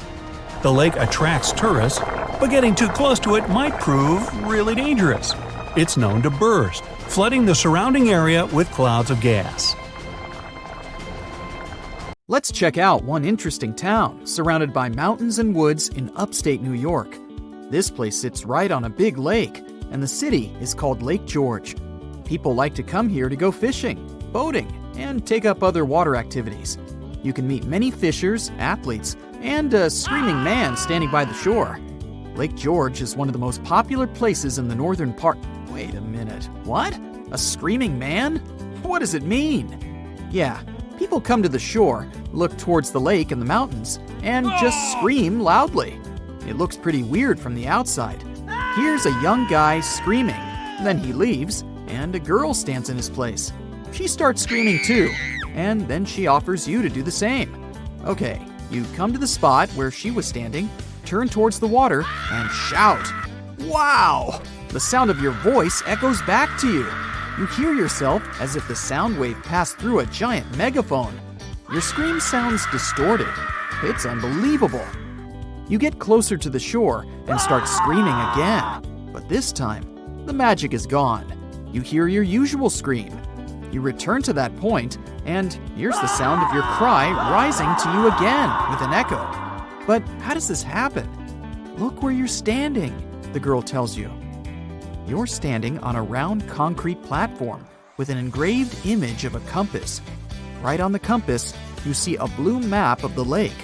In the center of this pattern, two compass lines intersect and form the X symbol. Anyone who stays in this exact spot and shouts towards the lake will hear an incredible echo of their voice. It's as if your scream is coming back to you from another dimension. But the most exciting thing is that people standing nearby don't hear it. They see you as just a screaming person with an ordinary voice. They can hear the echo only in this X spot. Scientists still can't explain this acoustic phenomenon or figure out the reason for this behavior of the sound waves. All they have is guesses and theories.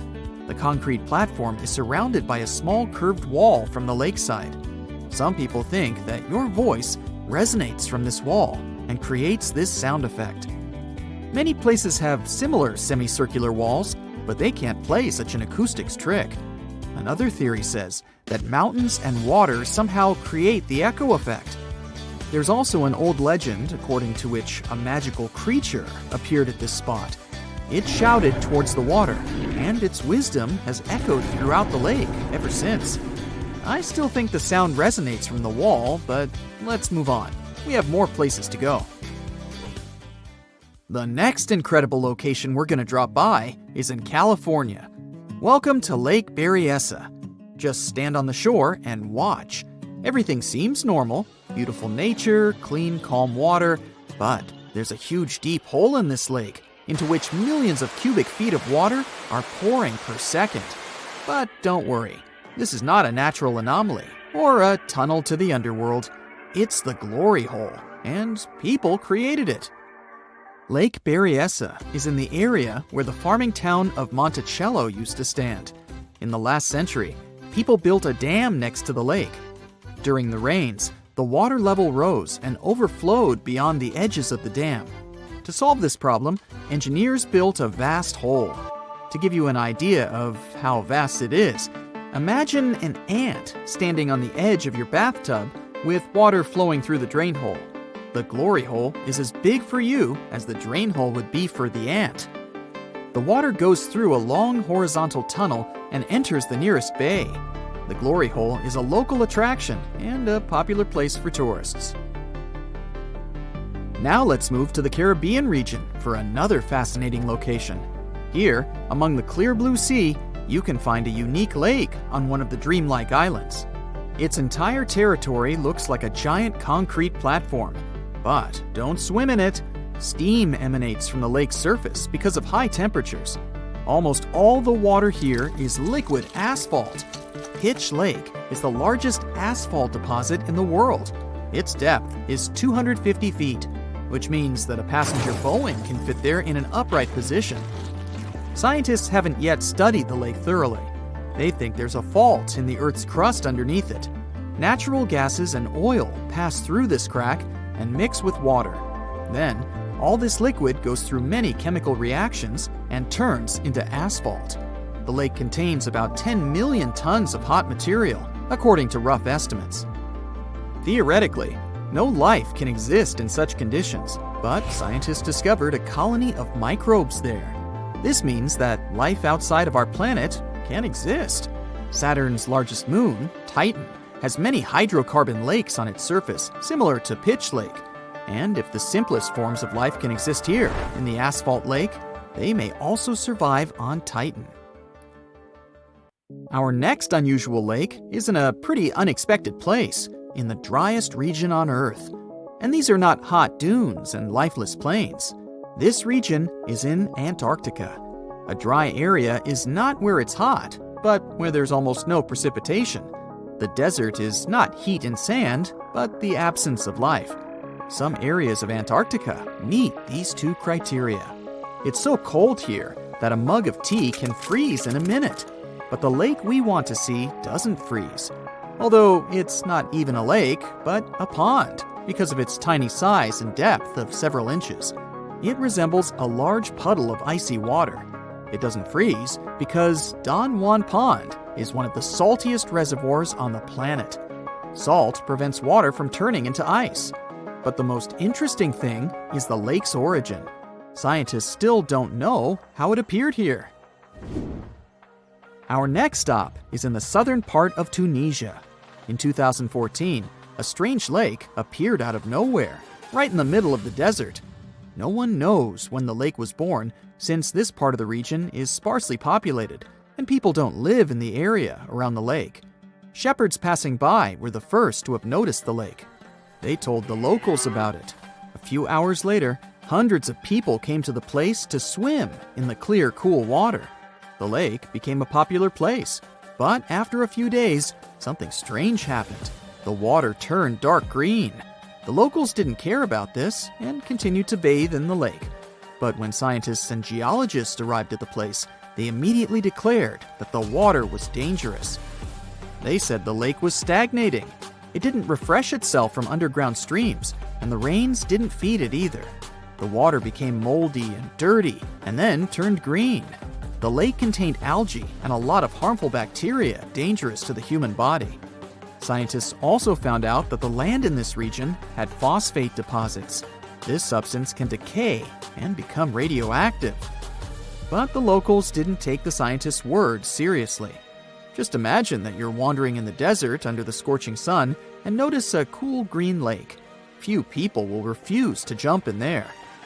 The origin of this lake remains a mystery. Some experts think that heavy rains have filled a hole in the ground with water. Water has probably accumulated in the shadow of rocks surrounding the canyon. But another, more frightening theory says that an earthquake formed the lake. The seismic activity must have torn the Earth's crust above the water table.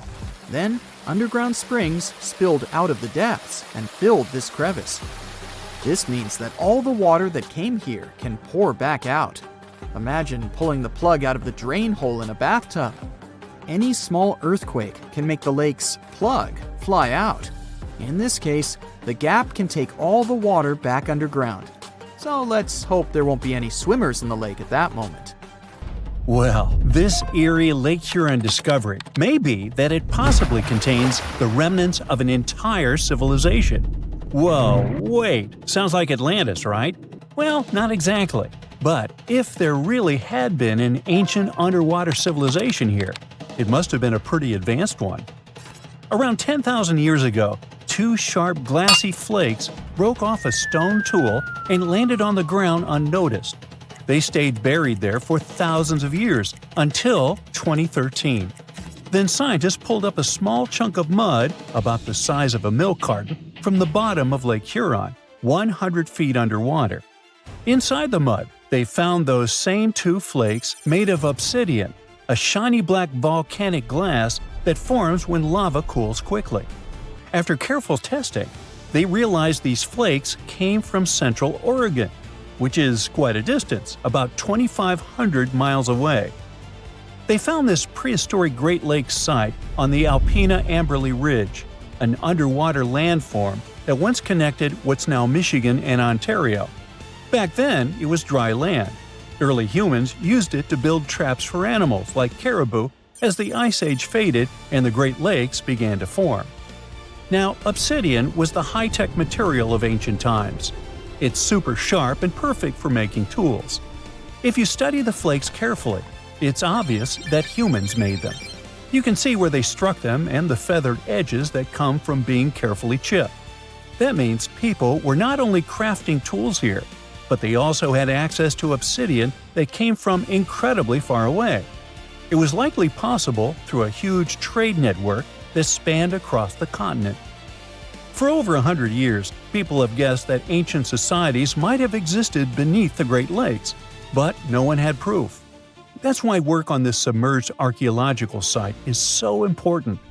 A team of researchers has been trying to learn more about the 10,000-year-old ruins and the civilization that left them behind for over a decade now. Lake Huron's icy water acted like a time capsule that helped preserve things for thousands of years. So far, researchers have found not only unique stone tools, but also ancient trees with roots still intact and underwater peat bogs that preserved seeds and leaves. It was like an Ice Age version of Pompeii, a scene frozen in time. These discoveries are also helping scientists create new technologies and ways to do underwater archaeology. They've engaged sonars, underwater robots, and divers so far. Now, it's pretty cool that the tools they found on the Alpena Amberley Ridge were way smaller than other tools from the same era found nearby. That might mean a different group of people lived here, and they had their own unique way of life. Even the peat bogs they found, which are about 9,500 years old, hold secrets. They're full of pine needles, seeds, and leaves that could reveal what the environment was like back then. Usually stuff like this breaks down quickly on land, but the cold freshwater preserved it. The Michigan team is working with scientists in Cambridge, England, to extract DNA from the remains. If it works, it could finally confirm what animals lived there, and maybe even more. There are still years of discovery on this prehistoric Great Lakes site ahead. Another famous submerged archaeological site is the lost city of Pavlo-Petri. Archaeologists think it is the oldest sunken city in the world they've found and made official so far. Pavlo-Petri is around 5,000 years old. That means it existed even before the legendary Greek heroes in Homer's stories. Scientists first spotted it way back in 1904, and then mostly forgot about it until 1967, when Nicholas Fleming rediscovered it. He described it as a Bronze Age city now lying under about 10 to 13 feet of water. A year later, he returned with a team of scientists to study the ruins. Over 6 weeks, using just hand tapes and a basic grid, they managed to map out the city. They found that it covered almost 1,000 feet by 500 feet and had at least 15 buildings, courtyards, 5 streets, 2 tombs, and around 37 small stone graves. They also found signs that the ruins continued onto the nearby island of Pavlo-Petri itself. They dug up some amazing pottery, obsidian, and chert blades, and even a tiny bronze figurine that may date all the way back to 2800 BCE. Most of the buildings, though, came from the period between 1650 and 1180 BCE. Then scientists left the site alone again until 2009, when a super team of researchers launched a new 5-year project to really dive deep into the history of Pavlo-Petri. This time, they had digital mapping tools and better diving equipment, so they could explore and even excavate underwater. They found another 97,000 square feet of buildings, including a large hall and hidden streets. Plus, they dug up even more pottery that showed people had been living in the city from about 3000 BCE to 1100 BCE, and that the city once had a population of 500 to 2,000 people. No one knows for sure how the city ended up underwater, but many scientists think it was because of an earthquake, maybe around 1000 BCE, or even as late as 375 CE. Because it's the oldest underwater city ever found, some people even believe Pavlo-Petri might have inspired the legend of Atlantis. Another contestant for the Atlantis title lies near Japan. Back in 1986, a local diver was exploring the waters near the Ryukyu Islands when he found a giant structure made of perfectly shaped steps and sharp edges. It was 82 feet underwater. Today, the Yonaguni Monument is one of the most mysterious underwater sites on the planet. The structure is nearly half a football field in size. It looks like a massive stone pyramid with layers of platforms and steps stacked one on top of another. No one really knows where it came from or who built it. Some experts think the monument might be more than 10,000 years old, which would make it older than the Egyptian pyramids. One theory is that it could be the last remains of a lost civilization called Mu, a mythical Pacific society kind of like Atlantis. Others believe an ancient culture that lived in Japan as early as 12,000 BCE might have built it. But many scientists and geologists are skeptical about this possible underwater ancient civilization, even though Yonaguni has narrow passageways, arched openings, and right angles that almost look like city blocks. They say that the site looks a lot like natural rock formations, like the Giant's Causeway in Northern Ireland, for example. The whole monument is still connected to a bigger chunk of bedrock, which means it wasn't built piece by piece. And the way the layers of rock are stacked probably has more to do with earthquakes and tectonic movement. It's located in the very active Pacific Ring of Fire. One marine geologist kept going back down there, and every time he found something new. He says he spotted tool marks in the rock, symbols carved into stone faces, and even rock formations shaped like animals. He believes these carvings point to a culture that came from mainland Asia. He said he had identified 10 different structures off Yonaguni, including a ruined castle, a triumphal arch, 5 temples, and even a huge museum. These buildings seem to be connected by roads and channels, and some parts are surrounded by what could be giant stone walls. The explorer believes the city is at least 5,000 years old, based on stalactites found in underwater caves nearby, which would have only formed after the caves flooded. His supporters say they have never seen an earthquake create shapes like this, above or below water. But skeptics blame it all on erosion and insist that whirling underwater currents and sea creatures left holes in the rock. Now, if you want to form your own opinion about it, the spot is open for visitors, and it's definitely a super fun diving experience. Now, the next time you travel the world on Google Maps, check out this lake in Finland that is shaped just like the country itself. This lake was modified by humans in the north of the country and is an exact model of the country on a 1 to 10,000 scale. In the 1980s, Arctic tourism and skiing above the Arctic Circle was booming. A local company decided to build a hotel and plenty of holiday cabins here. The pond, shaped like Finland, was supposed to bring more tourists to the area. They managed to finish it in just 1 week with 2 excavators, a tape measure, and a few sticks. And I must say, they did a great job. If you don't like long elevators, head to Hanover, Germany. One of the outdoor elevators there only travels for a few inches, and the whole experience takes a few seconds. It has become a real star on social media after some tourists posted footage of it, so you might have to wait in line to enjoy your short ride. In case you're wondering what's the point of this elevator, well, it's installed at the local train station. Every inch counts when you're traveling with heavy luggage or have limited mobility, so it's a good way to navigate within the station. Gummy bear fans, you might want to know that your favorite chewy treat has enough energy in it to start a fire show.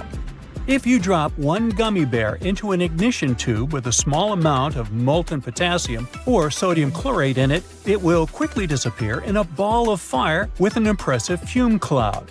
First, potassium chlorate melts. Then the melted potassium chlorate breaks down and releases oxygen. The sugar in the gummy bear burns quickly, turning into carbon dioxide in water, which gives off a lot of energy. After everything cools down, you can look at what's left. The black stuff is unburned carbon, the white solid is potassium chloride, and the caramel-looking stuff is partially burned sugar. So we only have 6 muscles in our outer ear, and cats have an impressive 32. That's why they can rotate their ears 180 degrees and use them to show their current mood.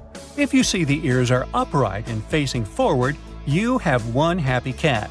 If the ears are rotated to the sides, sort of like airplane wings, or angled backward, your kitty must be really stressed or afraid of something. Ears held low or rotated to the sides could be a sign the cat is sick, so watch out for those. A stray dog in Brazil got a job as a professional car consultant at a local Hyundai dealership. The company manager noticed a stray pup next to the dealership and started leaving food and water for his new friend. Other staff members also fell in love with the pup and finally decided to adopt him. The The doggy got a home, a job, and the name Tucson after Hyundai's popular compact SUV. Tucson's job includes wearing a tie, getting behind the wheel, and winning over the hearts of customers. You can see from the company's social media that he excels at all these tasks. In Mexico, they like to spice up mango and citrus fruits with salt and chili pepper. You can try mango with a shrimp taste in the Philippines and salted watermelon in the southern states. When you're eating a sweet fruit sprinkled with salt, you'll notice the salty flavor with the first bite, and the sweet fruity taste follows a bit later. And when you get used to it, it feels as juicy and amazing as ever. It's most likely because salt affects the sweet taste receptor for sugar, and then the real magic happens on a molecular level. You can try and put salt on any fruit you like, but the effect will be different. Salt can make sweeter fruits like cherries and strawberries even sweeter and balance the flavor of grapefruit, pineapple, and watermelon. Now, back in 1956, long before the first dating apps were a thing, or apps in general, a Swedish sailor named Ake Viking decided to ask the sea for help to find a soulmate. He put a short message to someone beautiful and far away in a bottle and let it travel the world. 2 years later, he received a reply from a girl named Paulina from Sicily. She wrote that she wasn't really beautiful, but she thought it was super cool that the bottle had covered such a huge distance. That's why she decided to let the sender know she had found it. Well, they became pen pals, and after a while, you guessed it, Viking moved to Sicily to marry his one and only Paulina. That unique pattern on your fingertips stays with you for your entire life. If you happen to damage your fingerprints somehow, or develop some skin condition that can change them, they'll still grow back within a month. As you grow older, the skin on your fingertips becomes less elastic and the ridges get thicker, but the pattern still doesn't change. It just becomes harder to scan. If you work as a bricklayer, though, or have to handle certain chemicals, you might lose some details in your beautiful natural pattern. But no worries, once you stop doing those activities, you'll get your fingertips back. Unless maybe you're a meat cutter. If you still believe in the 5-second rule, there's some bad news for you. When your food hits the floor, it instantly becomes a bacteria magnet. Researchers discovered that moisture, surface type, and contact time all play a role in how badly contaminated your food will get. Food with high moisture levels, like juicy watermelon, are more likely to get in trouble fast. In a different study, researchers swabbed the floors around the University of Illinois in a lab, hall, dormitory, and cafeteria to see how many organisms they could find. Even on dry, sterile surfaces, germs relocated onto cookies and gummy bears in less than 5 seconds. For some foods, it took less than 1 second for the transfer to begin. The first Barbie doll was made in 1959, but her great-great-great-grandmother comes from ancient Rome. Archaeologists found some incredible sarcophagi during construction work in Rome in the 19th century. One of those had a 9-inch long doll next to its owner. The head and body were made from a single piece of ivory. Its arms and legs were separate and connected with a clever nail mechanism, allowing them to move. Its face was so detailed that it looked like a tiny portrait. The doll even wore a tiny gold ring with a key on its finger and had a small ivory box full of jewels, tiny mirrors, bone combs, and the remnants of accessories. But Ken was nowhere to be found. In case you're looking for a new job and you love to cuddle, there might be an opening for you. As weird as it sounds, a professional snuggler is a real job. There are several companies that provide cuddling services and look for staff members who are ready to give hugs and snuggles and listen and support people who really need it. Now, anyone can give hugs to others, but you need to be trained in professional cuddling to make money out of it. You will need to learn to set boundaries with your future clients without hurting their feelings and to mentally care for others without giving away too much of your own personality. Famous scientist Nikola Tesla knew that the whole world would go wireless back in 1900. He mentioned that devices no larger than a watch would be able to transfer signals precisely. Back then, it was a revolutionary idea the scientist got while conducting experiments at one of his labs. Tesla was so confident about the success of his idea that he even convinced famous banker J.P. Morgan to invest money in his project. The World Wireless System involved a tower shaped like a mushroom on the shores of Long Island. It was supposed to transmit messages, phone calls, and images to ships across the Atlantic Ocean. Sadly, because of financial issues, the tower was never finished. Oh well, it all turned out now, didn't it?